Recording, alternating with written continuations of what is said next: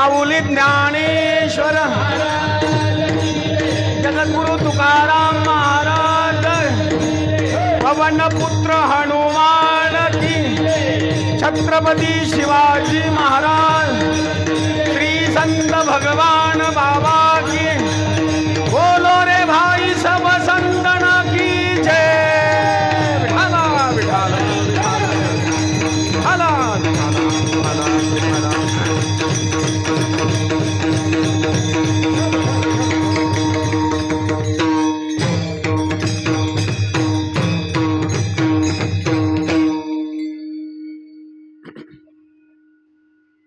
साधू आणि संत जन्म द्यावाजी कलित, मागणे ते हेची देवा, कृपा करी हो केशवा। संत दयाळ परम तया साक्षी नारायण, जनी म्हणे ऐसे साधू, तया पासी तू गोविंदो। मागणे ते हेची देवा, कृपा करी हो केशवा। शरण शरण हनुमंता, तुम्हालो रामदूता, तुम्हालो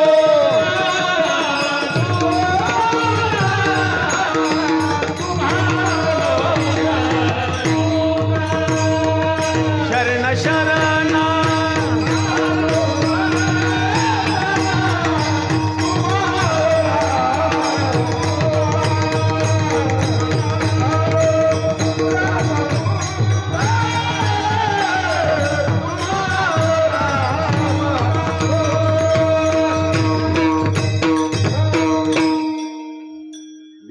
वेणुनादं चरन्तं दुरन्तं, स्वयं लीलया गोपवेशं दधानं। गवामृन्दकानन्दनं चारुहासं, परब्रह्मलिङ्गं भजे पाण्डुरङ्गम्। शुक्लां ब्रह्म विचार सार परमामाद्यां जगद्व्यापिनीं, वीणा पुस्तक धारिणी मभयदां जाढ्यान्धकारापहां। हस्ते स्फाटिक मालिकां विदधतीं पद्मासने संस्थितां, वन्दे तां परमेश्वरीं भगवतीं बुद्धिप्रदां शारदाम्। आसो नसो भाव आलो तुझी आया, बोला सर्वांनी, सर्वांनी बोला।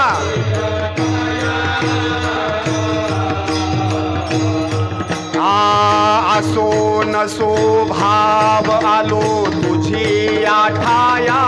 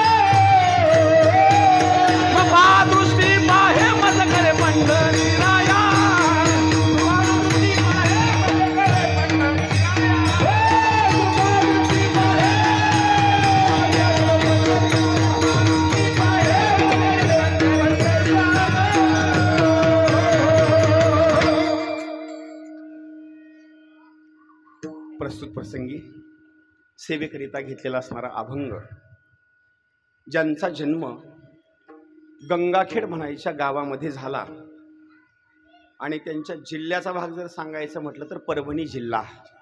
लक्षात ठेवा बरं का. जन्म झाला गंगाखेड गावामध्ये, जिल्ह्याचा भाग असणारा परभणी जिल्हा. पण आई वडिलाच्या सोबत पंढरपुरामध्ये संत जनाबाई महाराज आल्या आणि आल्याच्या नंतर नामदेव महाराजांची भेट. आणि तिथून पुढल्या कालावधीमध्ये नामदेव महाराजांनी प्रश्न विचारला, तुम्ही कुणी आहे का नाही? सांगितलं मला कुणीच नाही. कुणीतरी असेल ना? आहे, फक्त माय जगन्नाथ, बाप जगन्नाथ आणि अनाथाचा नाथ. पण त्यांचा गैरसमज झाला की ही देवाला जर आपलं म्हणत असेल तर हिला कुणीच नसेल. नामदेव महाराजांनी सांगितलं, आजपासून जर तुला कोणा विचारलं की तू कोण, तर तू सांगायचं नामदेव महाराजांची दासी असणारी जनी. त्या दासी जनीचा असणारा आपल्या गाथ्यामधील मागणीपर प्रकरणामधला असणारा 4 चरणाचा अभंग. कीर्तन सुटल्याच्या नंतर महाराजावर शंका नसावी, महाराजांनी अभंग सोडवला नाही. याच्या अगोदर 2 मिनिटांमध्ये अभंगाचा अर्थ. तुम्ही पिल्ले ऐ पटकन उठायचं, मागं जाऊन बसायचं, नाही तर शांत बसायचं. हां, गर्दा करायचं नाही, उठायचं नाही अजिबात, नाही शांत बसून राहायचं. अरे अभंगाच्या प्रथम चरणामध्ये इथं वर्णन असं केलेलं आहे, कलियुगामध्ये जर जन्म कुणाला द्यायचा असेल तर कलियुगामध्ये जन्म देत असताना नंबर 1 ला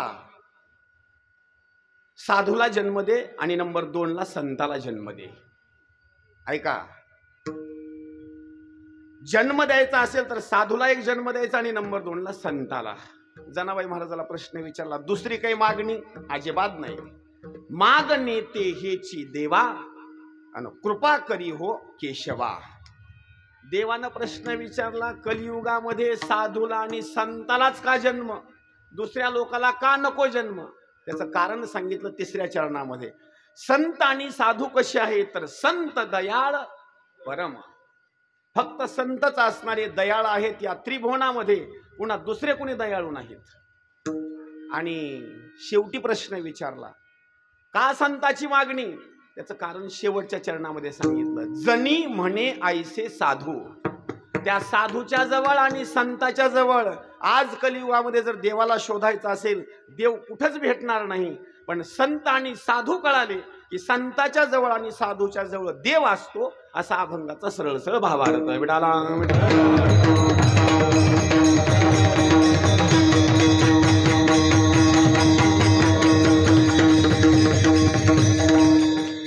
कीर्तनाला सुरुवात करण्यापूर्वी 2 असणारे मृदंगाचार्य असे तडपदार आहेत बरं का. त्या दिवशी माझ्या कीर्तनाला 2घही गैरहजर होते. माऊली म्हणले असते याला त्या दिवशी गैरहजर राहिला, पुन्हा नंबर आहे.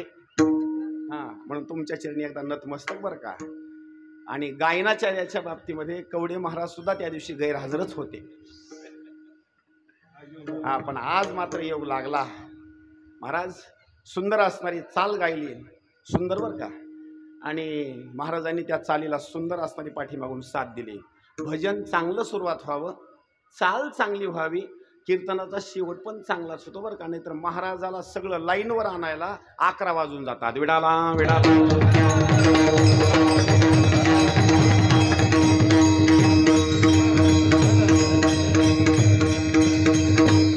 सगळ्या लोकांना प्रश्न असेल, पाठीमागं बॅनर बघायला तर नाव वाचायलेत. हरिभक्ती परायण गुरुवर्य, पुढं डॉक्टर रघुनंदन महाराज गर्जे. कसं झालं याच्या करता दृष्टांत सांगतो बरं का. सगळ्याला तीर्थयात्रेला जायचं, आपण सगळे प्रवासी, आणि आपल्या सगळ्याला रेल्वेनंच जायचंय. उदाहरणार्थ आपला कळंबोलीचा स्टॉप हा जसा रस्ता आहे तशी रेल्वेची पटरी. सगळ्या जणांनी रेल्वे येत आहे डोळ्याला दिसली समोरची बरं का. अगोदर डबा येतो का समोरचं तोंड येतं? काय येतं अगोदर? अगोदर तोंड येतं बरं का. आणि पाठीमागे डबे कोणते आहेत कुणाला सुद्धा कळत नाही, फक्त तोंडच दिसतं. बरोबर आहे का नाही? सगळे आपण प्रवासी अयोध्येला निघालात, आपल्याला सगळ्याला समजलं की आता ट्रेन आली, आपलं गबाळ उचला. सगळ्या जणांनी गबाळ उचलन डोक्यावर घेतलं. गाडी आली आणि गाडी आल्याच्या नंतर दिसलं की पुन्हा ही गाडी तर माल वाहतूक दिसते, कोळसा वाहणारी. ही पॅसेंजर गाडी नाही. सगळ्या जणांनी गटुडे खाली टेकले. तसं ही गाडी कोणती आहे माहिती का? आता पॅसेंजर गाडी नाही, मालगाडी आहे. विडाला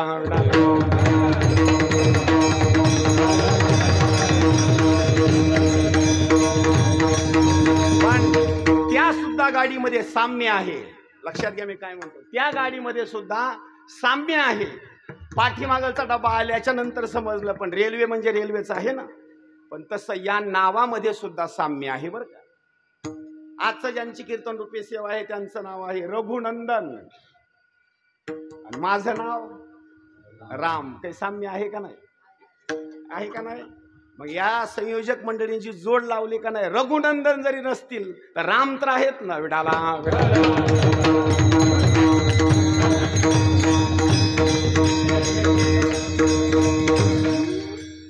आजचा असणारा दिवस आहे तो म्हणजे गीता जयंतीचा. जयंती शब्दाचा अर्थ होतो आज गीतेचा असणारा जन्म.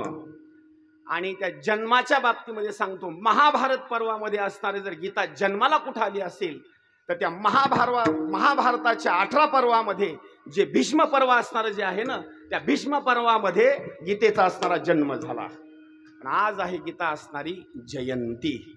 आणि मी तर सांगतो ना, अनेक सत्य आहेत, पण अनेक सत्य असून सुद्धा गीता जयंतीच्या बाबतीमध्ये सत्य मात्र कमी आहेत. हे माऊली भक्तांनी हे निर्णय घेतला.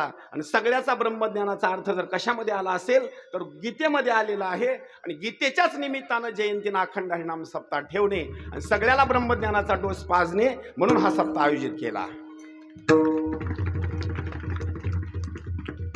इतकं सुंदर असणारं नियोजन आहे बरं का. आता ऐका, आज गीता असणारी जयंती.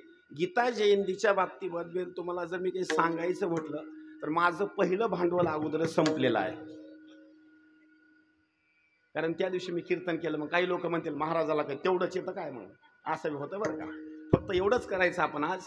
आज गीता जयंती आहे. गीतेचा उच्चार आपल्या मुखानं करायचा. आणि आज तुम्हाला दुसरं मॉडेल मी असणार किंवा दुसरं असणारं चरित्र सांगण्याकरता सांगतो. आजचं दुसरं चरित्र एक असं आहे, आज असणारी एकादशी आहे. विडाला विडाला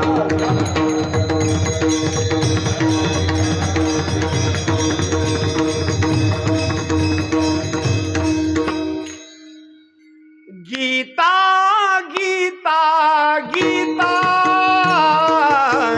गीता गीता गीता बोला सर्वांनी.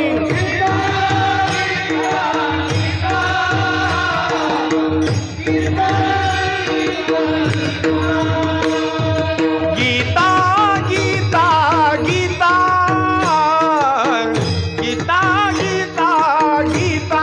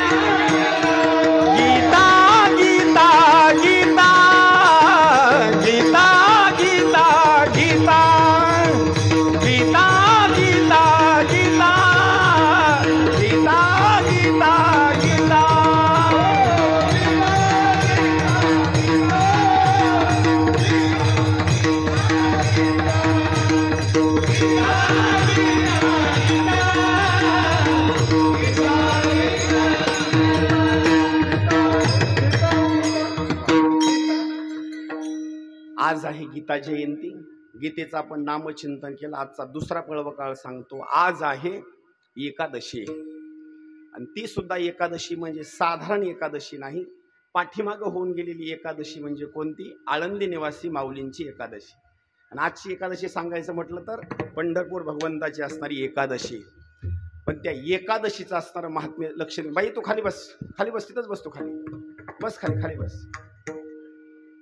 त्या एकादशीच्या महात्म्यामध्ये अगोदर वर्णन करतो. ऐका पवित्र पावन असणारी कथा. काय या कथेच्या बाबतीमध्ये तुम्हाला वर्णन करावं. आज एकादशी आहे आणि एकादशीची किंमत तुम्हाला अगोदर पटवून सांगतो. सगळ्या व्रतामध्ये जर श्रेष्ठ असणारे 2 व्रत सांगितलेले आहेत, त्याच्यापेक्षा व्रत पुढं नाही, फक्त 2च व्रत. ज्याला एकादशी घडत नाही त्यानं सोमवार करायचा, लक्षात ठेवा बरं का. आणि ज्याला सोमवार जमत नाही त्यानं एकादशी करायची. एकादशी केली आणि सोमवार नाही केला तरी पुण्य तेवढंच आहे, आणि सोमवार केला एकादशी नाही केली तरी पुण्य तेवढंच आहे. कारण भगवान शंकराला जर प्रिय वार कोणता असेल तर त्याचं वर्णन केलं आहे सोमवार. आणि भगवान विष्णूला जर सगळ्यात जास्त प्रिय कोणता भाग असेल तर एकादशी. तुकोबारायने तर स्पष्ट शब्दात सांगून टाकलं. पण एखाद्या भाविक भक्तानं एकादशी केली नाही आणि सोमवार ही केला नाही, मग त्याची गती कोण, त्याची गती होईल नेमो, कोण त्याची गती होईल नेमो.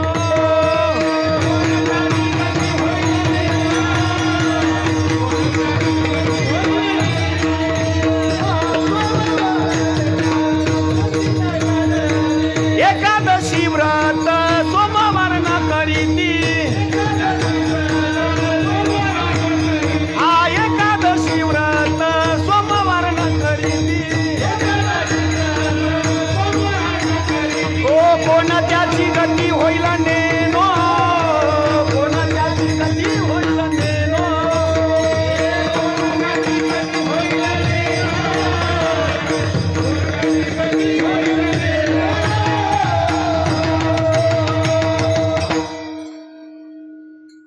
आता एकादशीचं व्रत कसं करायचं हे अगोदर ऐका. या एकादशीच्या व्रताला जर सुरुवात करायची असेल तर एका दिवसामध्ये व्रत संपत नाही, लक्षात ठेवा. काही लोक म्हणतील फक्त आम्ही एकादशी करतो, पण एकादशीचं व्रत एका दिवसात संपत नाही, 3 दिवसाचं व्रत आहे. नंबर 1 पहिली दशमी, नंबर 2 एकादशी आणि नंबर 3 द्वादशी. पण व्रत करत असताना लक्षात ठेवा, अज्ञानानं व्रत करणं वेगळं आणि माहिती असल्याच्या नंतर व्रत करणं वेगळं. कोणी जर दशमीचं व्रत केलं तर त्या दशमीच्या व्रतामध्ये असं वर्णन केलेलं आहे, दशमी म्हणजे एवढी साधारण नाही. काही गोष्टी सांगतो, दशमीचं वर्णन केलं आहे. शक्यतो काही असे उत्तेजनार्थ पदार्थ आहेत दशमीच्या दिवशी खायचे नाहीत, फक्त एकदाच जेवण करायचं दशमीच्या दिवशी. आणि जर कोणी दशमीच्या दिवशी एकाच वेळेला जेवण केलं तर त्या दशमीचं महात्म्य सांगतो, लक्षात ठेवा. दशमी जाना श्री महाविष्णू, नाव लक्षात ठेवा. कोणी जर दशमीचं व्रत जर एकदा जेवण केलं तर त्याला सगळ्यात जास्त जर प्रसन्न कोण होतील तर महाविष्णू. दशमी जाना महाविष्णू. नंबर 2 एकादशी जान श्री नारायणू, नाव लक्षात ठेवा. आणि द्वादशी जान श्री भगवानू. किती झाले देव? तरी म्हणते 3 नाव भिन्न. पण नंबर 1 दशमीचं व्रत केलं तर त्याला प्रसन्न होणार श्री महाविष्णू, एकादशीच्या दिवशी श्री नारायणू आणि द्वादशीच्या दिवशी श्री भगवानू. आणि हरिदिनी का म्हणायचं ही अगोदर ऐका. एकादशीच्या दिवशी 8 प्रहरामध्ये साक्षात स्वरूपामध्ये हरी भगवंत असणारे अवतीर्ण होतात. ज्या दिवशी एकादशी असते ना, प्रातकाळापासून जाण तेथे प्रगटे नारायण, म्हणजे प्रातकाळापासून रात्रीच्या 12 पर्यंत असणारे साक्षात स्वरूपामध्ये श्री नारायण अवतरण होतात. त्या एकादशीच्या दिवशीला हरिदिन याच्याकरता म्हणायचं, दिवसभर हरी असणारे जागृत अवस्थेमध्ये नवे नवे ज्यानं एकादशी केली त्याच्या घरी पण असतात, आणि ज्यानं एकादशीचं व्रत केलं त्याच्या सोबत पण असतात. विडाला विडाला.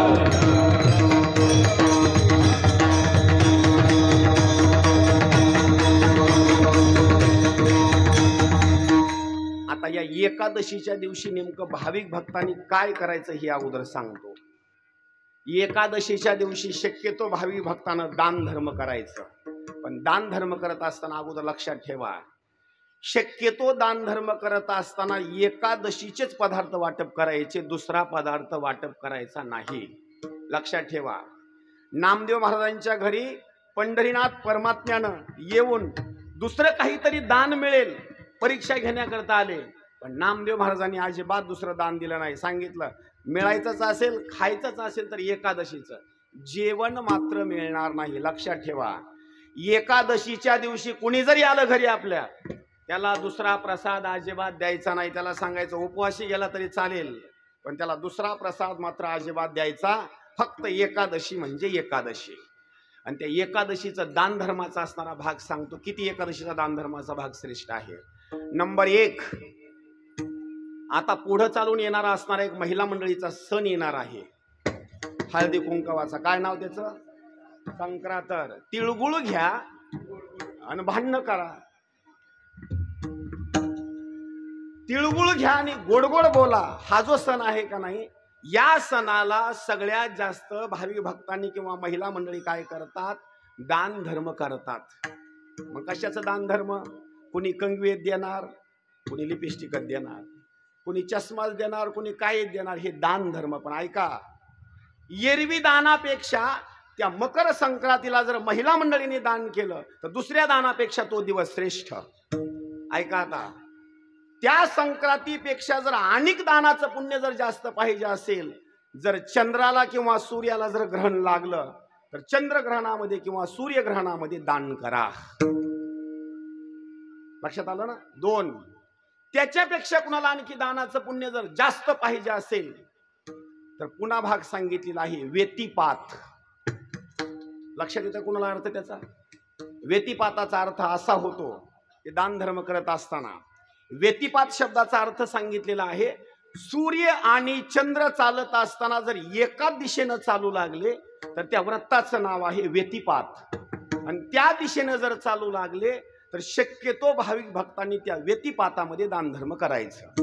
म्हणजे संक्रांतीपेक्षा पुण्य जास्त, ग्रहणापेक्षा पुण्य जास्त व्यतिपाताच्या दिवशी. आणि जर व्यतिपातापेक्षा सुद्धा जर पुण्य जास्त पाहिजे असेल तर त्या व्रताचं नाव सांगितलेलं आहे वैधृती नावाचं व्रत.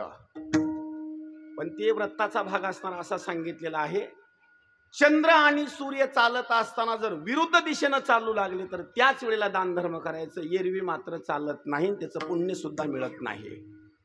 किती झाले दानाचे प्रकार? 4. त्याच्यापेक्षा पुढली एक असणारी तिथी सांगितलेली आहे, तिचं नाव कपिला षष्ठी.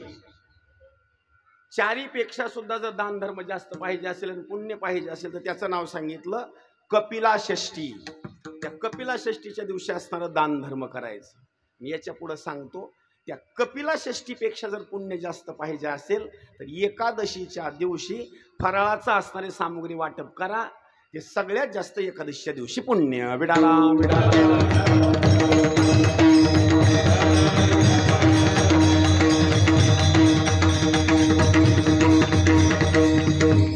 आणि जर कोणी भाविक भक्तांनी एकादशीच्या दिवशी दान धर्म केला रे केला, तो एकटा तरेल अशातला भाग नाही.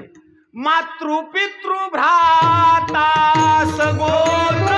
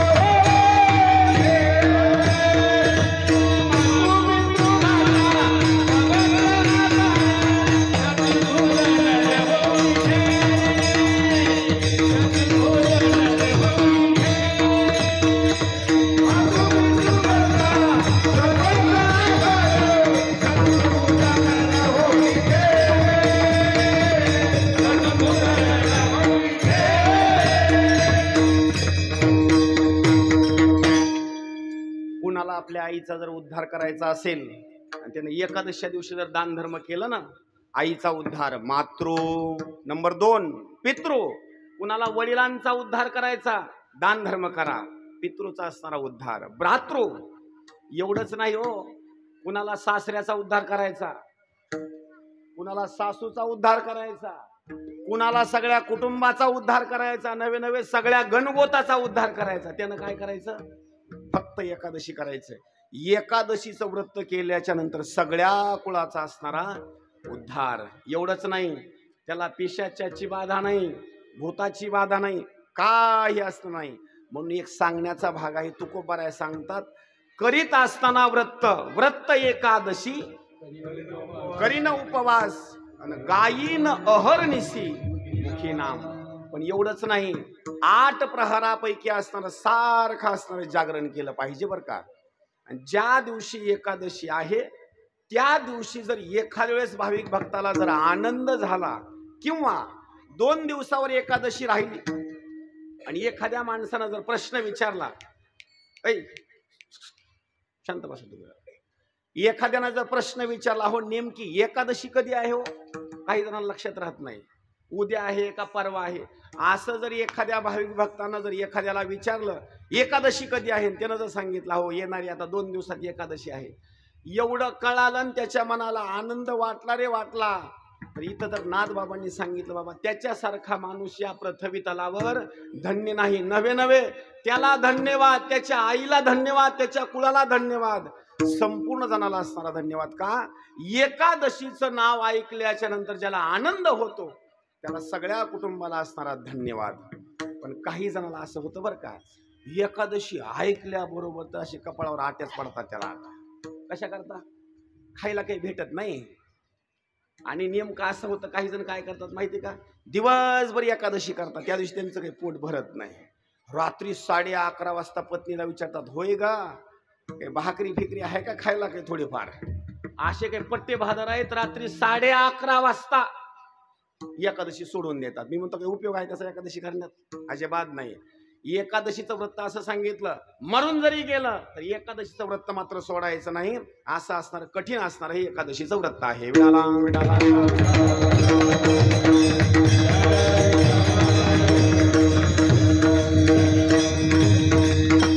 आता महिला मंडळीला हात जोडून बोलतो बरं का, लक्ष करा. काही महिला मंडळीला सांगितलं का नाही, अहो एकादशी करा, नाही नाही आमचं गुरुवारचं व्रत आहे, आमचं ह्याचं व्रत आहे, आमचं त्याचं व्रत आहे, हे आहे ते आहे. आता ऐका बरं का, माफी मागून बोलतो बरं का. अहो लय की आता तुम्हाला काय सांगून का नाही, आमची पत्नी म्हणली माय आणि महाराज माझं गुरुवारचं व्रत आहे. दम काढा म्हणलं, एकादशी आहे म्हणलं, एकादशी धर म्हणलं, लय ताण घेऊ नको.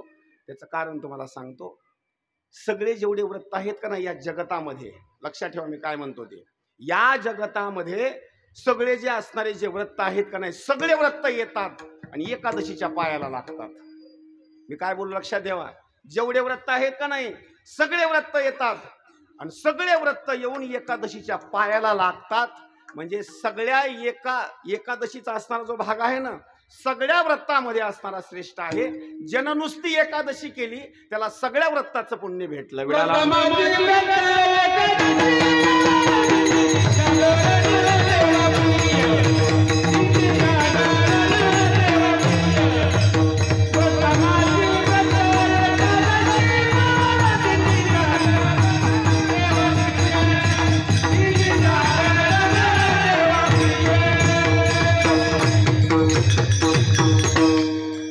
प्रमाण असं पाहिजे बरं का, एकदा टाळ्या वाजवायला. मी एक बाबा असा आहे का नाही, प्रमाण जर योग्य आलं का नाही मला आनंद होतो बघा. त्याच्यावर 4 शब्द बोलता येतात मला. तर काय झालं माहिती का, संभाजीनगरला कीर्तनाला गेलो, 9ला कीर्तन सुरू झालं, 10:30 वाजले. तिकून प्रमाण उचललं की मी म्हणायचं, बाबा थांबा की जरा, बाबा थांबा की जरा. 11:45 वाजले तरी त्याला सुरूच. म्हणलं थांबा थोडं जरा. मी म्हणलं तुम्ही एवढे प्रमाण म्हणले पण माझ्या मापात एक सुद्धा बसलं नाही. म्हणलं सगळे चुकीचे आहेत. त्यानं उत्तरले मला सुंदर चांगलं दिलं बरं का. महाराज म्हणला 1.25 तास झालं तुमचं आम्ही ऐकायला. म्हणलं आमचं 2 मिनिटं ऐकलेस का तुम्हाला बिघडल का म्हणला.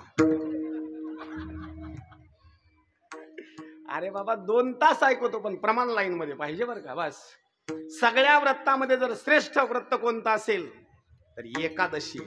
आता पुढला भाग आहे का, भगवान विष्णूला एकादशी आवडण्याचं कारण आहे का अगोदर? एवढे व्रत आहेत ना, फक्त एकादशीच भगवान विष्णूला का आवडली याच्याकरता जनार्दन स्वामीनं नवे नवे नाथ बाबांनी सुद्धा असणारा अभंग केला. अरे बाबांनो, भगवान विष्णूला जर एकादशी कशामुळे आवडत असेल तर अगोदर राजाचं नाव सांगतो. रुक्मांगदा कारणे एकादशीचा छंद. ऐका शब्द, रुक्मांगदा कारणे एकादशीचा छंद, तेने परमानंद किंवा प्रगटला. हा, रुक्मांगदा कारणे एकादशीचा छंद. एवढी जर एकादशी जर मार्केटला कुणामुळे आली असेल तर एकादशीला मार्केटला आणणारा एकमेव असणारा राजा आहे, त्या राजाचं नाव आहे रुक्मांगद.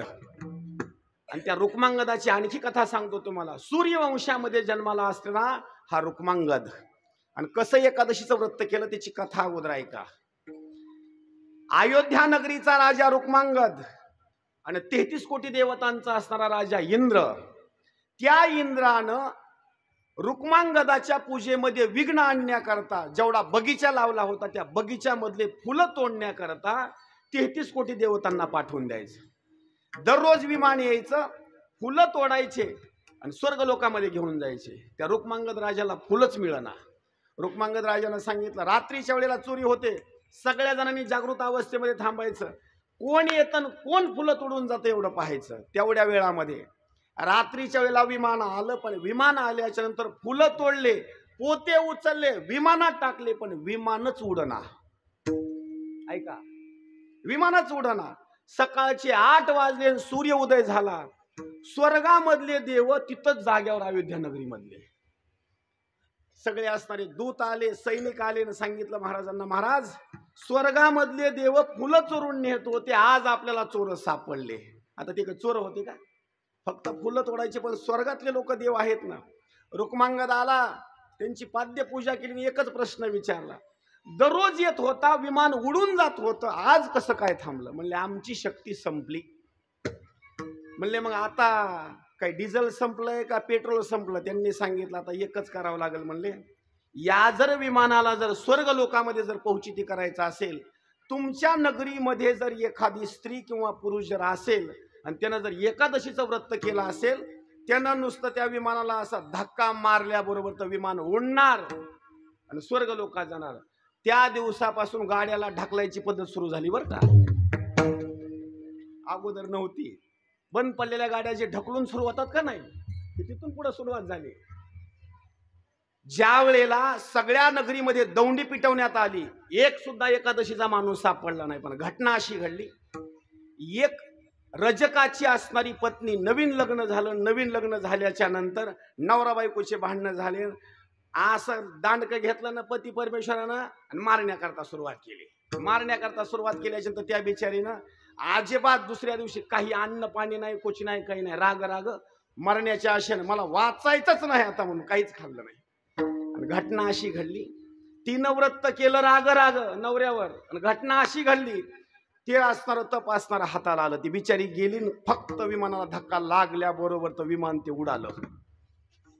त्यावेळेला रुक्मांगद राजाने विचार केला, जर आकाशामध्ये किंवा स्वर्ग लोकामध्ये विमान जाण्याकरता जर एकादशीचं पुण्य असेल तर इथून पुढल्या कालावधीमध्ये सगळ्या जणांनी एकादशीचं व्रत करायचं. घटना अशी घडली, तिथून पुढल्या कालावधीमध्ये अयोध्या नगरीच्या परिसरामध्ये दौंडी पिटवून दिली. ज्याला एकादशीचं व्रत करायचं नाही तो जिवंत राहण्याच्या लायकीचा नाही. एकादशीचं व्रत तिथून पुढे सुरुवात झालं. घटना अशी घडली, इंद्रदेवाला संकट पडलं, मोहिनी नावाची अप्सरा रुक्मांगद नावाच्या राजाकडे पाठवून दिली. घटना अशी घडली, व्रत मध्यंतरी राजाचं बंद पडलं आणि मंत्राच्या स्वरूपामध्ये राजाचं व्रत बंद पडल्याच्या नंतर त्या मोहिनीला राजाने प्रश्न विचारला, आता माझी विनंती आहे, एकादशी आलेली आहे, तुम्ही स्वर्ग लोकामध्ये निघून जा. त्या मोहिनीनं सांगितलं स्वर्ग लोकामध्ये निघून जाईल, पण माझी एक अपेक्षा आहे, जर तुमचा एकुलता एक मुलगा आणि त्याचं जर शिर जर मला कापून दिलं ना तर मी स्वर्ग लोकामध्ये निघून जाईल. ही सत्वाची परीक्षा राजानं काय केलं,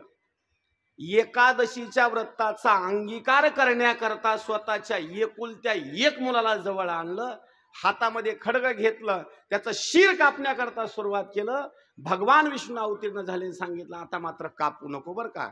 इतकी एकादशीचं व्रत असणार एक नंबरचं, त्या रुक्मांगद नावाच्या राजानं केलं.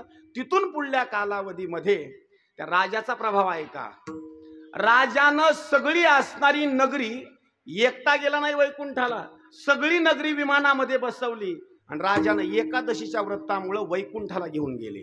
एवढंच नाही, नंबर 2, शिबी नावाच्या राजानं सुद्धा हीच अयोध्या नगरी वैकुंठाला नेली आणि तिसऱ्या वेळेला सुद्धा प्रभू श्री रामचंद्रजींनी ही नगरी वैकुंठाला नेली. आणि शेवटचं वाक्य आहे का, आता जी नगरी आहे ना अयोध्या नगरी, एक दिवस ही सुद्धा सांगितलेलं आहे स्वतःहून नगरी ही अयोध्या नगरी वैकुंठाला जाणार आहे का, तर 3 राजांना ही नगरी असणारी वैकुंठाला नेलेली आहे. इतकी नगरी ती पावन कशामुळं पावन झाली, एकादशीमुळं. विठाला विठाला.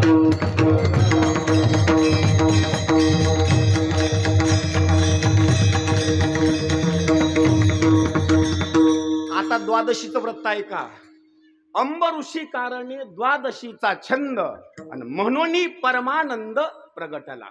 अंबरीश नावाच्या राजानं द्वादशीचं व्रत केलं, त्याच्यामुळं सगळ्यात असणारा आनंद जर कुणाला झाला असेल तर ब्रह्मानंद नव्हे सगळ्यात त्रिभुवनाच्या मालकाला देवाला असणारा तो आनंद झाला.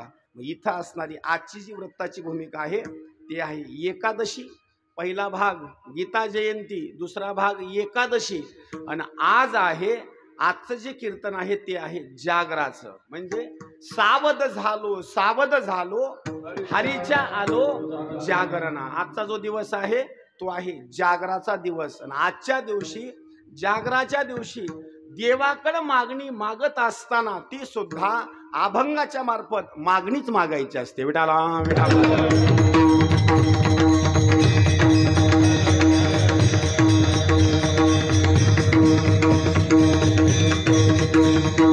मागणी मागत असताना कोणती मागणी मागायची ही सांगतो बरं का. 2 तडफदार मृदंगाचारी आहेत, देवाकडे एकच मागणी मागायची, देवा हे माझे जे हात आहेत का नाही शेवटच्या क्षणापर्यंत सही सलामत असे राहू दे. कशा करता वाजवायला हो. या गुणीजन टाळकरी मंडळीने देवाकडे एकच मागणी मागायची, देवा शेवटच्या श्वासापर्यंत हा कंठ जशाला तसा असणारा राहू दे. कशा करता, शिवे द्यायला का, गायन करायला, देवाचं गायन करण्याकरता हा कंठ आमचा राहू दे. बरं, महिला मंडळी असतील, पुरुष मंडळी असतील, यांनी सुद्धा मागणी मागायची, देवा आमचे चरण कमल, आमचं शरीर चांगल्या स्वरूपामध्ये राहू दे का, पुढल्या वर्षी सुद्धा आनंदामध्ये असणार आम्ही हरिपाठ करू, नवे आनंदामध्ये असणारे आम्ही फुगड्या खेळू. आणि शरीर जर चांगलं नसणार राहिलं ना, कोण नाचणार इथं. ही देवाकडे असणारी मागणी मागायची. शेवटचा भाग आणखी एक सांगतो, देवाकडे मागणी मागत असताना सुख मागू नका, देवाकडे मागणी मागत असताना दुःख मागा. तुम्ही म्हणाल का असं, त्याचं कारण एक आहे, देवाकडे जर तुम्ही सुख मागत गेलात तर देवाकडे सुख मागत गेल्याच्या नंतर देवाचा विसर पडतो, आणि देवाकडे जर दुःख मागितलं तर दुःखामध्ये देवाची आठवण होते. म्हणून देवाला मागणी मागत असताना प्रत्येक क्षणाला दुःख मागत चला. ज्या वेळेला हस्तिनापुरामधून श्रीकृष्ण भगवंत द्वारकेला जाण्याकरता निघाले त्यावेळेस कुंती माता आली आणि देवाला काय मागितलं, देवा काही देऊ नको, प्रत्येक क्षणाला आम्हाला असणारे दुःख दे, ज्या दुःखामध्ये तुझी असणारी आम्हाला आठवण येईल. म्हणून देवाकडे मागणी मागत असताना सुख मागायचं नाही, देवाकडे दुःख मागायचं. पण आता आपलं तुम्हाला काय सांगू, आता लोक एवढे हुशार ना, नारळाची किंमत आता 20 रुपये 30 रुपये आहे बरं का. 20-30 रुपयाचं नारळ घ्यायचं, देवाला फोडण्याकरता न्यायचं, सोबत एक गिलास सुद्धा घेऊन जायचा. कशा करता, एवढे हुशार लोक बरं का. तिथपर्यंत जाणार, सोबत गिलास घेऊन जाणार, देवाला ओवाळणार, आणि देवाला ओवाळून असं जोरात नाही आपटणार, बारीक. कशा करता, पाणी उडून जाईल. पाणी असं काढण्याकरता जरा बरोबर दाबणार, गिलासात टाकणार. मग देवाचं पूजा वगैरे झाल्याच्या नंतर पिऊन टाकावं का नाही, अजिबात नाही. अगोदर पाणी पिऊन टाकणार, पुन्हा मग नारळ असा फिरविणार, पुन्हा जोरात आपटणार, त्याच्यामधला एक तुकडा ओढून पुन्हा साईडला निघून जाणार, हात जोडून माफी मागून बोलतो बरं का. चांगल्या नारळामधला तुकडा तुम्ही देवाला दाखवता का उडून गेलेला दाखवता? कोणता? चांगला दाखवित नाहीत, उडून गेलेला दाखवता. मग माझा सांगण्याचा भाग आहे, उडून गेलेला तुकडा आणायचा, देवाच्या पुढे ठेवायचा, पाया पडायचं आणि पुन्हा सांगायचं, मला सुखात ठेव, पत्नीला सुखात ठेव, सगळ्या गणगोताला सुखात ठेव, बोरला पाणी लागू दे, जमीन घेऊ दे, खुली घेऊ दे. देवाला काही पिसाळ्याला कुत्रं चावलंय का? एवढंशा असल्या घाण तुकड्यावर देव तुमचे एवढे काम करायला? अरे बाबांनो, मागणी मागत असताना व्यवस्थित मागणी मागायची. विडाला विडाला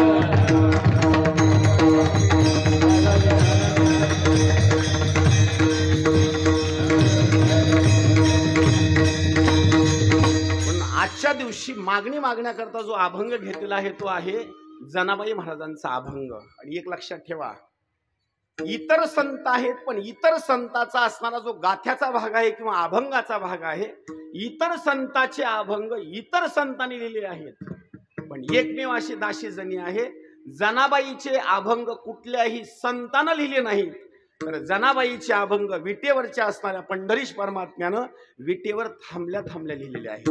मला सांगा, म्हणजे देवानं जिचे अभंग लिहिले ते अभंग काही साधे असतील का? आणि आणखी एक बोलतो पुढली गोष्ट, अहो देवाला आपल्याला किंवा एखाद्या घरच्या माणसाला किंवा बाहेरच्या माणसाला एक सुद्धा शिवी देता येत नाही बरं का, एक सुद्धा शिवी देता येत नाही.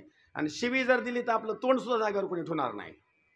पण आज माझ्या जनाबाई महाराजांनी त्रिभुवनाच्या मालकाला असणाऱ्या शिव्या देवा म्हणजे काही ते साधी ताकद असेल का? आणि त्या शिव्याची भूमिकेमध्ये एक सुंदर अभंगच लिहून ठेवलेला आहे.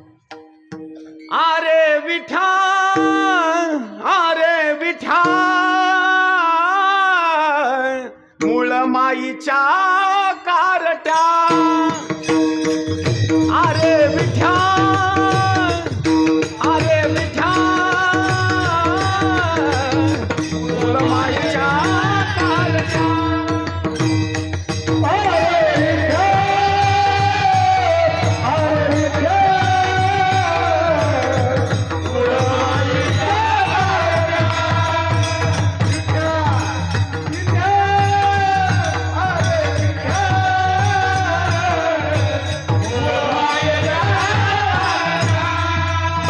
तुझी रांड रांडकी झाली, जन्म सावित्री चुडाल्याली, तुझे गेले मढे, तुला पाहुणे काळ रडले. अरे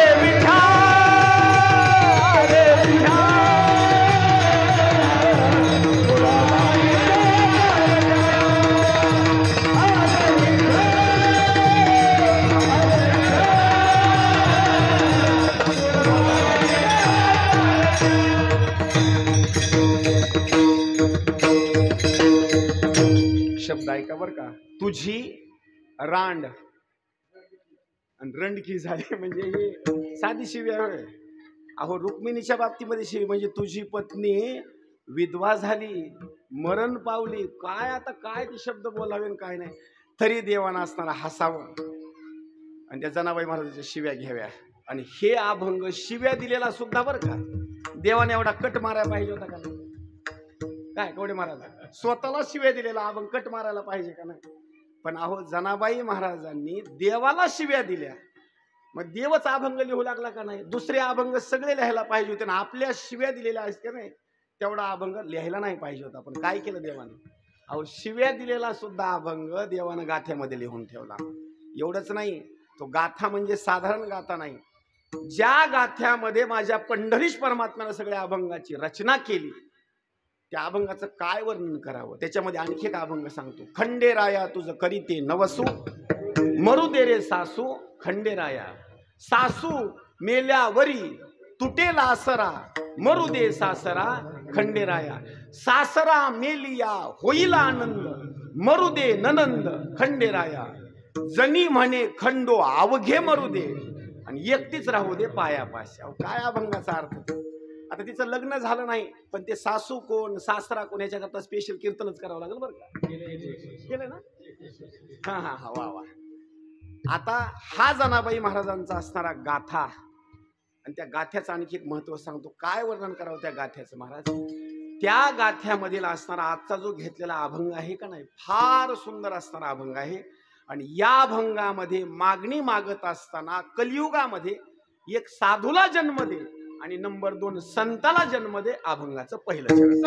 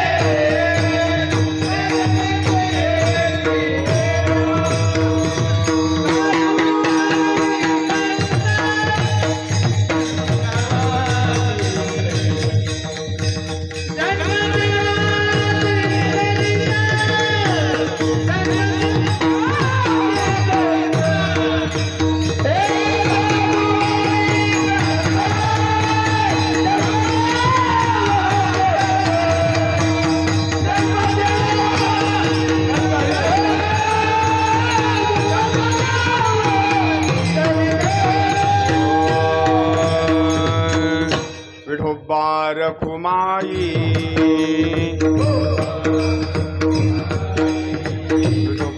रखुमाई विठोबा रखुमाई विठोबा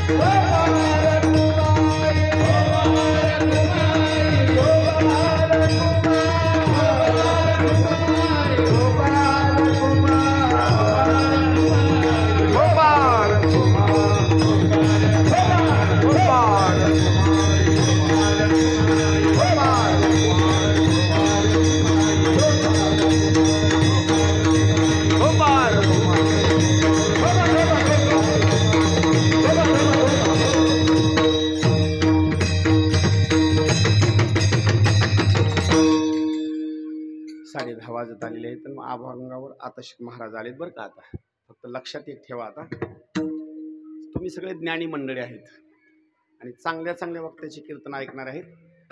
फक्त अभंग जसा घेतलेला आहे तशाच क्वालिटीमध्ये अभंग सोडवतो. फक्त लक्ष द्या बरं का. 15 ते 20 मिनिटांमध्ये अभंग सोडवतो. तुम्ही जरा धिंगाणा करू नका, शांत बसा थोडंसं, शांत बसा.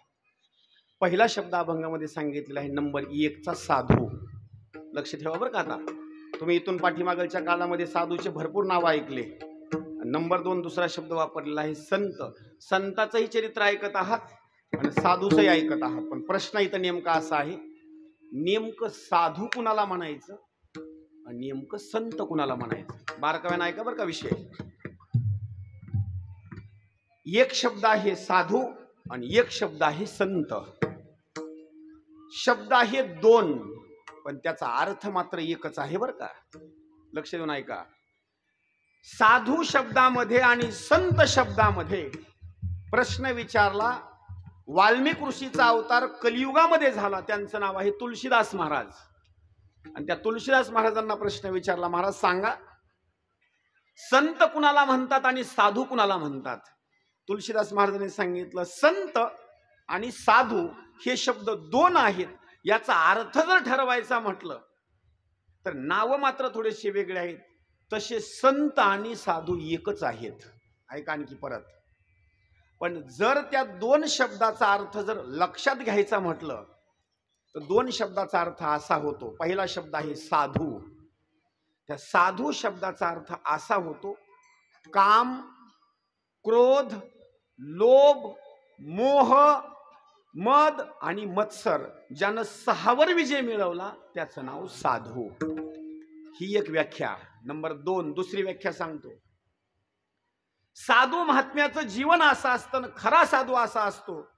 आजचा मुक्काम जर महावैष्णव LIG 1 सेक्टर नंबर 3 आजचा मुक्काम जर इथं पडला तर दुसरा मुक्काम तो खरा साधू इथं करत नाही.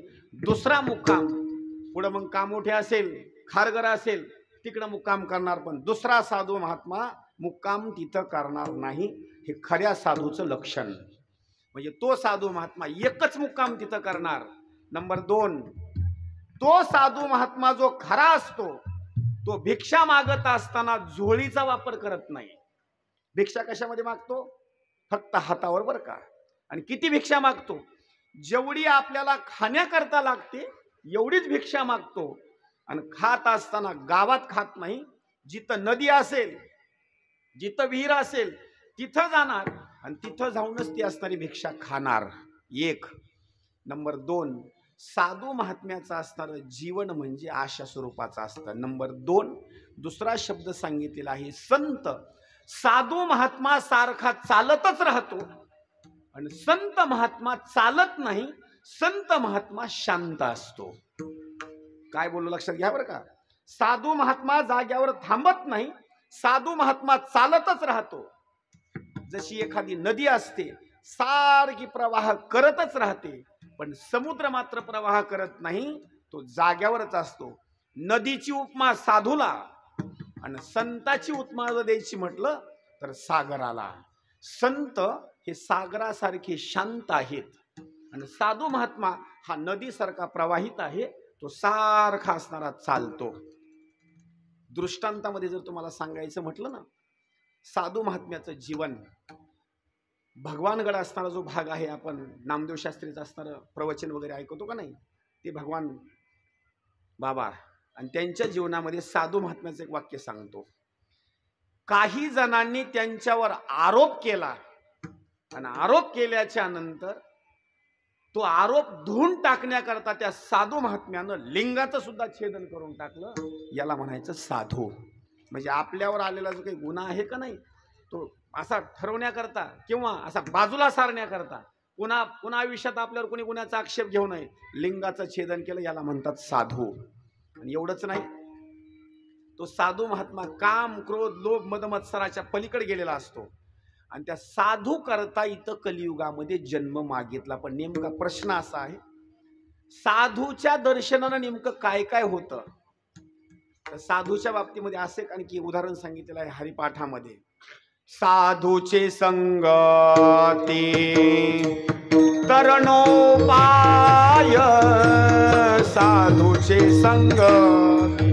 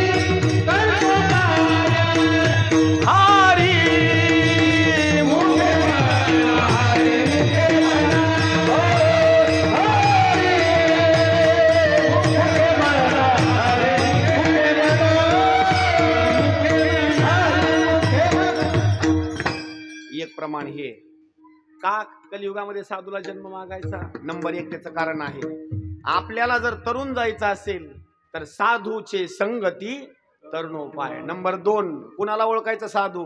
जे का रंजले रांगले त्यासी मनी जो आपुले. किती प्रमाण आहे? दया करणे जे पुत्रासी तेची दासानी दासी. त्याला म्हणायचं साधू. एवढंच नाही, साधू म्हणावे तयासी आणि दया क्षमा ज्याच्या दासी. कुणाला म्हणायचं साधू? ज्याच्याजवळ दया आहे, ज्याच्याजवळ क्षमा आहे, आणि त्यालाच असणार साधू म्हणायचं. एक झाला शब्द साधू. आता नंबर 1 दुसरा शब्द आहे का? नेमकं संत कुणाला म्हणायचं? संत तोची जाना शांत ज्याचे मन, संत तोची जाना शांत ज्याचे मन, अनुचे प्रमाण तुझे नाही, अनुचे प्रमाण तुझे नाही. संत तोची जाना शांत ज्याचे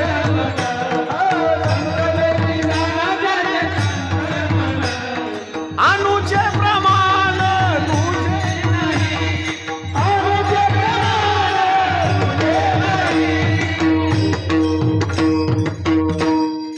संत शब्दाची व्याख्या ऐका बरं का.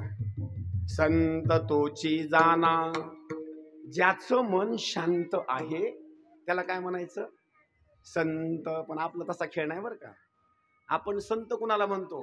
ज्याच्या कपाळाला गंध आहे, ज्याच्या कपाळाला बुक्का आहे, ज्यानं तुळशीची माळ घातली आपण म्हणतो या संत. आणि हे असा अर्थ लावतात, संत येती घरा, मागचे पुढले दरवाजे बंद करा. संत शब्दाचा अर्थ आहे का? आणि काही लोकांचा भाषा असा आहे, संत जर आपल्या घरी आले रे आले तर आपल्या घरामध्ये सुख आणि समाधान लादत. आणि ते खरं पण आहे बरं का. पण ओरिजिनल संत घरी यावे, महाराज येऊन. ओरिजिनल संत घरी यावा. महाराज वेगळा आणि संत वेगळा. आता आम्हाला सुद्धा लोक म्हणतात, महाराज चला आमच्या घरी, तुमचे जर पाय लागले का नाही आम्हाला सुख समाधान लाभेल. मी एक दोघाला म्हणलं, जर आमच्या पायानं जर तुमच्या घरामध्ये सुख समाधान जर लादलं असतं किंवा लाभलं असतं तर मला कीर्तन नसल्याच्या नंतर माझे आणि माझ्या बायकोचे भांडणं का होतात? विचार करायची गोष्ट आहे का नाही? मग मला सांगा, संताची व्याख्या वेगळी आहे, संत वेगळे आहेत, आणि आपण ज्यांना समजतो ते मात्र वेगळे आहेत. माफी मागून बोलतो, लक्षात ठेवा. इथं कीर्तनकार येतो गादीवर आणि ते सांगतो, माझ्याकडे आलेली जी आजची सेवा आहे का नाही, शब्द कसा आहे का? माझ्याकडे आलेली आजची सेवा. पण सेवा शब्दाचा त्याला आणखी अर्थ कळाला नाही. नेमकी सेवा कशाला म्हणतात? ऐका सेवा शब्दाचा अर्थ. घरापासून जेवण करून यायचं इथं. मी काय म्हणतो लक्षात ठेवा. सेवा शब्दाचा अर्थ, व कुठेही बोलत बसू नका माझी सेवा इकडं आहे इकडे आहे. आणि आता तर फेसबुकला असं सुरू झाले, आजची सेवा इकडं. अरे सेवा नाही, कीर्तन म्हणतात. सेवा नाही ते. घरून यायचं जेवण करून, इथं आल्याच्या नंतर कोणी पाणी जरी दिलं तरी पाणी प्यायचं नाही, कोणी आसन जरी दिलं तर आसनावर बसायचं नाही. इथं आल्याच्या नंतर बरोबर 9ला हजर राहायचं, कीर्तन करायचं. नामदेव महाराजांनी हार जरी आणला तरी हार गळ्यामध्ये घालायचा काय? घालायचा नाही. त्यांनी बुक्का जरी लावला तरी बुक्का कपाळाला लावून घ्यायचा, घरूनच गंध लावून यायचं. मी काय म्हणतो लक्षात ठेवा. आणि कीर्तन झाल्याच्या नंतर इथला चहा सुद्धा प्यायचा अजिबात नाही. पाकिट दिलं तर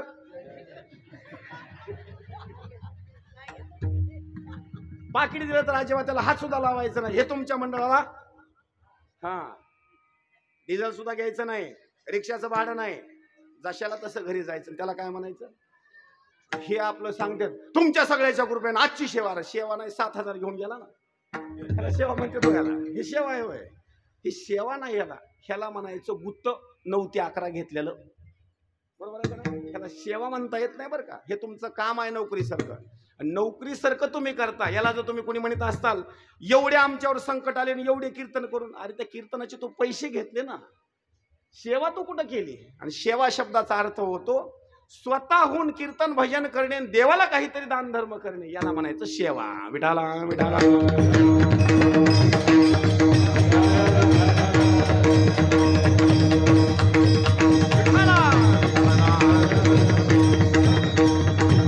फक्त आतापर्यंतच्या कालावधीमध्ये एक जणानं तशी सेवा केली, त्याच्यानंतर दुसरी कोणी सेवा केलं नाही बरं का. त्याच्यामध्ये जर नंबर 1 ला जर कुणाचं नाव लागत असेल फक्त माझे हनुमंतराय, त्याच्यानंतर कुणाचा सुद्धा सेवेचा भाग नाही. सेवे सेवक भाव जाणे तो मारुती,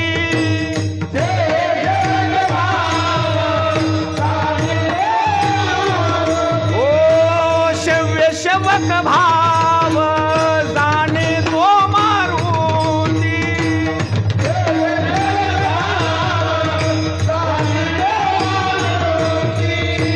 स्वामी सीतापती संतोषला, स्वामी सीतापती संतोषला.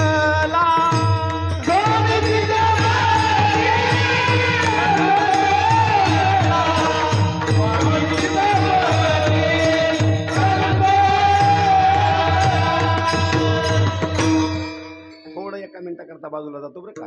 तसा मी बाजूला जात नाही, फक्त विषयाला म्हणून सांगतो.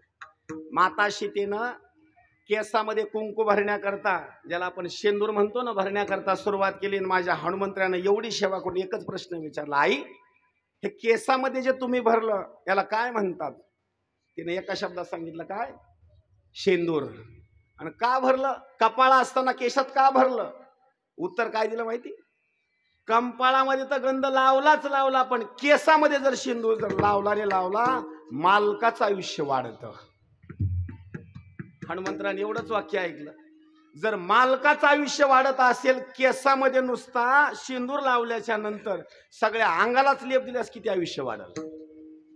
माझ्या हनुमंतरायनं सगळ्या अंगाला शेंदूर लावून गुळसून बसले. किती प्रेम असेल, याला म्हणायचं सेवा. विडाला विडाला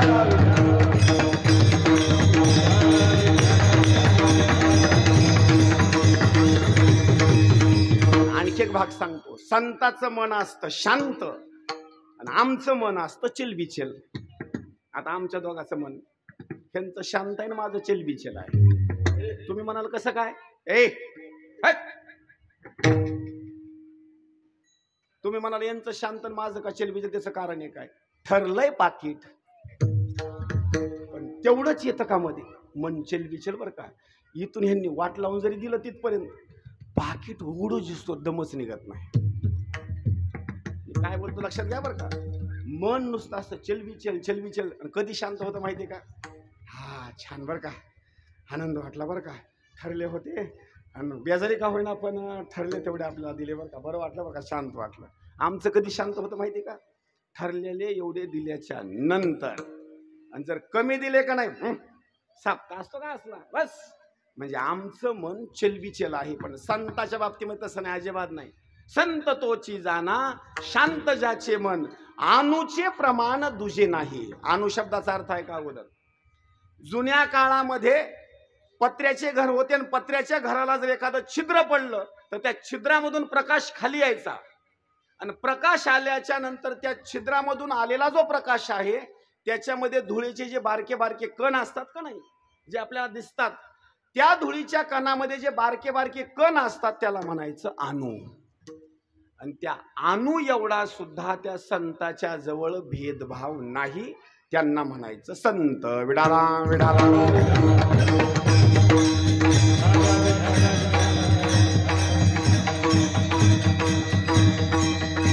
आणि जनाबाई महाराजांनी सांगितलं, एवढीच माझी मागणी आहे, मागणे ते हेची देवा आणि कृपा करी हो केशवा.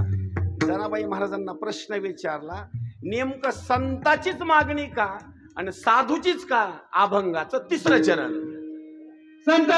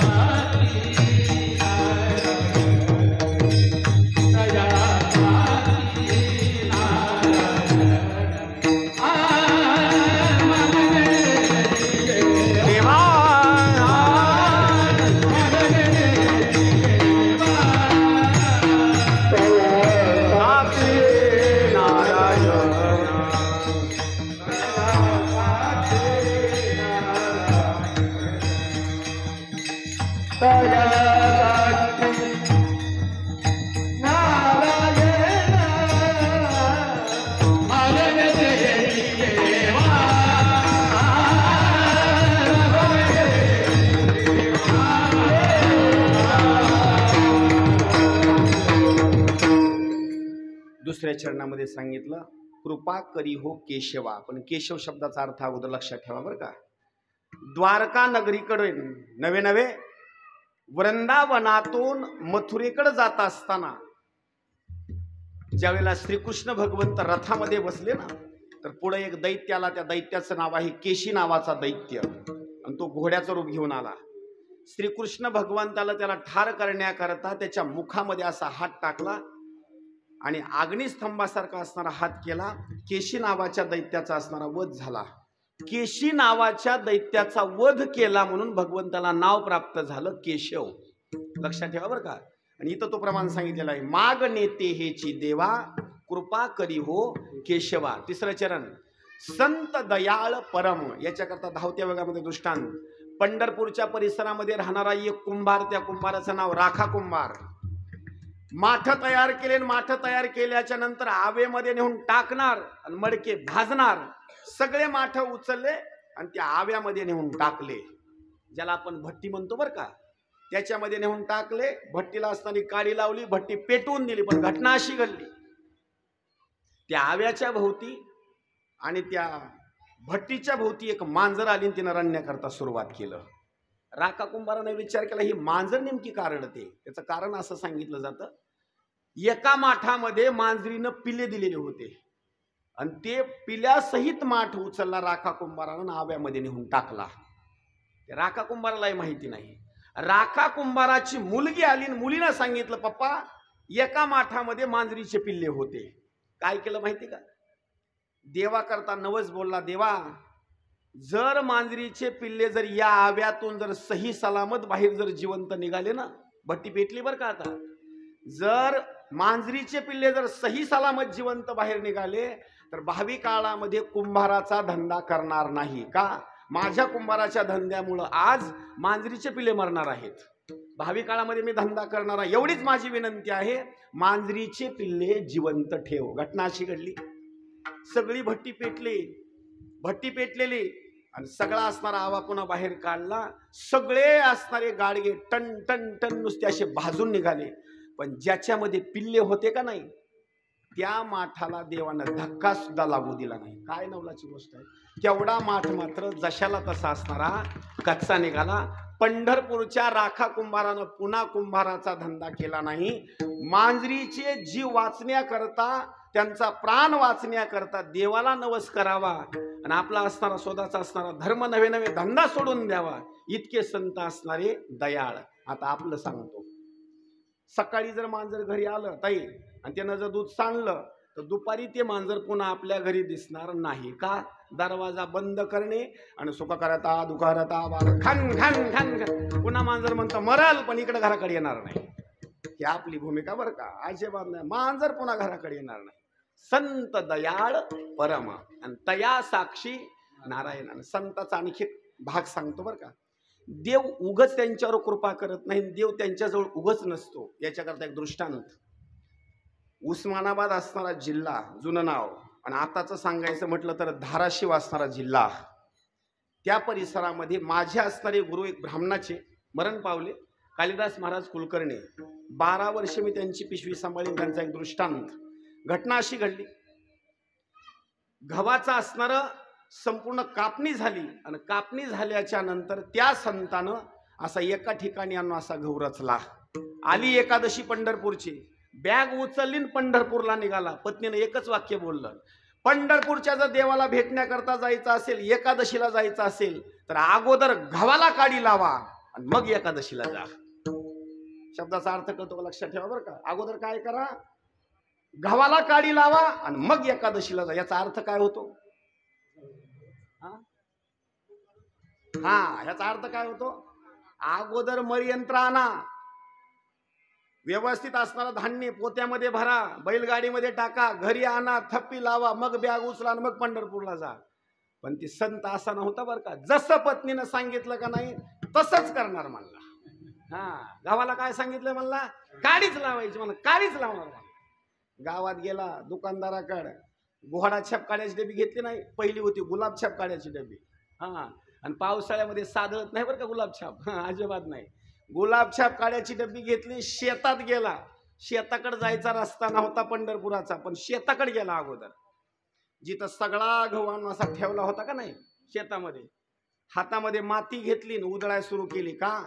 जिकडं वारा आहे तिकडूनच आपण असणारा गहू पेटवला पाहिजे. पुन्हा आपण एकदा जर पेटवला ना, शिल्लक काही राहिलं नाही पाहिजे. वारं बघितलं अगोदर. तिकडल्या साईडला गेला, बरोबर थोडासा पाचोळा घेतला, गव्हाच्या ठिकाणी लावला, गुलाबछाप काढायची डबी वळली आणि गव्हाला काडी लावला आणि असा गहू असा पेटला का नाही. एकदा म्हणला आपण थंडी वाजली, एकदा तापावं म्हणला, एकदा गव्हाला तापला आणि जे पिशवी जी उचलली ना वाघानं, नेट पंढरपुरामध्ये नाचत गावात जाऊ रे खेळिया. बस याला म्हणायचं संत. जर पंढरपूरच्या वारीमध्ये जर गहू किंवा संसार येत असेल तर जाळोनी संसार. हा, आणि याला म्हणायचं संत. जनाबाई महाराजांनी वर्णन केलं, संत दयाळ परम आणि तया साक्षी तू नारायण. जनाबाई महाराजांना प्रश्न विचारला, अरे जनी देवाच्या जवळ नवे नवे त्या संताच्या जवळ नेमकं कोण असतं? त्याचं उत्तर दिलं अभंगाच्या शेवटच्या चरणात.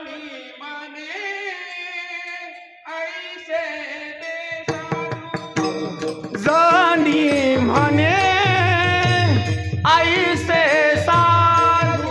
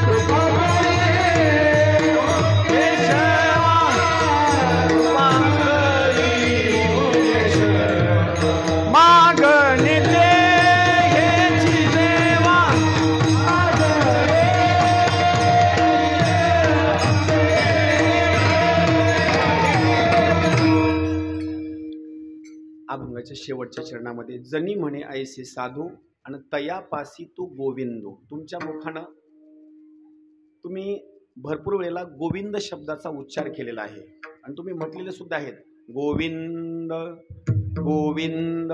पण नेमकं देवाला विष्णू सहस्रनामामध्ये 1000 नावापैकी एक असणारं गोविंद नाव आहे. पण हे गोविंद नाव का प्राप्त झालं याचा अगोदर ऐका. एका मिनिटात सांगतो बरं का. इंद्राची आराधना किंवा इंद्राची पूजा दरवर्षी गोकुळामध्ये नंद बाबा आणि त्यांचे असणारे सगळे असणारे जे लोक आहेत ना गोप इंद्राची पूजा करायची. कशा करता? पाऊस पडण्याकरता. पण श्रीकृष्ण भगवंताचा जन्म झाल्याच्या नंतर तरुण वयामध्ये वाढत असताना कृष्णानं सांगितलं इंद्राची पूजा करू नका. पूजा जर करायची असेल तर गोवर्धन पर्वताची करा. कशा करता? इंद्राची घमेंड उतरण्याकरता. पूजा कुणाची केली? पुन्हा गोवर्धन पर्वताची. पण घटना अशी घडली इंद्राला राग आला आणि सावर्तक म्हणायच्या असणाऱ्या सेवकाला पाऊस पाडण्याकरता सांगितलं. पुढली कथा. पाऊस असा पडला हत्तीची जी सोंड असते का नाही त्या सोंडासारखी एक एक धार खाली पडू लागली. गायी असतील, गोपाळा असतील, वासरा असतील, सगळे श्रीकृष्ण भगवंताला शरण गेले. देवा आम्हाला वाचवा. आता तुमचं सांगण्यामुळे आम्ही गोवर्धन पर्वताची पूजा केली. आता आम्हाला कोणीच तुमच्याशिवाय वाचवू शकत नाही. देवानं सांगितलं ज्याची पूजा केली तोच आपल्याला तारील, दुसरं कोणी तारू शकत नाही. काय करायचं देवा? देवानं सांगितलं एवढा गोवर्धन पर्वत आपण उचलायचा. सगळे गोपाळ सगळ्या त्या गवळणी गोप हसू लागले. देवा उग शब्द बोलत असताना विचार करून बोलाव की एवढा गोवर्धन पर्वत उचलत असते वय. देवाने एका शब्दात सांगितलं हजारो मुंग्या जरी एका ठिकाणी आल्या तर एका सापाला अलगद उचलून घेऊन जाऊ शकतात, पण मुंग्यांनी एका ठिकाणी यायला पाहिजे. दृष्टांत पटला. चला माझ्यासोबत. आणि मी बोलल्याच्या नंतर गोवर्धन पर्वत सगळ्या जणांनी उचलायचा. सगळे जणांनी गोवर्धन पर्वताला असं गोल राऊंड केला आणि श्रीकृष्णाने बोलण्याकरता सुरुवात केली. आता गोवर्धन पर्वत एक कल्पना करा आपल्याला सुद्धा उचलायचा आहे. कोणता उचलायचा माहिती का? उद्या काल्याचा प्रसाद आहे, लक्षात ठेवा.